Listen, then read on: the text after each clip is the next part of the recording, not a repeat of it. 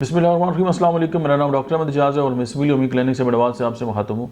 आज हम बात करेंगे कि साइनोसिस के बारे में, जिसको हम हस्पा भी कहते हैं। और कुछ लोगों में ये कि बच्चे पैदा होते हैं और उनकी जो कलर है वो ब्लू होते हैं और उनकी डेथ हो जाती है। होम्योपैथी की दो अद्वियात जो हैं, अगर आप इस्तेमाल करें तो कमाल के रिजल्ट हैं।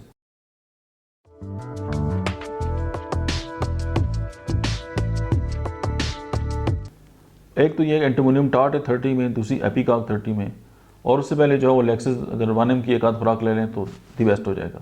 तो आपका पेशेंट जो है वो अगर हस्पा का है या साइनोसिस जिसे हम कहते हैं, तो उससे ये हो कि उसकी जो चेस्ट है उसके अंदर ऑक्सीजन प्रॉपर जज़ब होगी, तो उसका जो कलर है वो नीला भी नहीं होगा और उस तरह के जो इश्यूज़ हैं वो एड्रेस हो जाएंगे। लेकिन ये कि जो आपकी करीब तरीन डॉक्टर हैं उनके मशवरे से दवा को इस्तेमाल करें, और खुद नहीं है कि आप सेल्फ मेडिकेशन जो है वो स्टार्ट कर लें।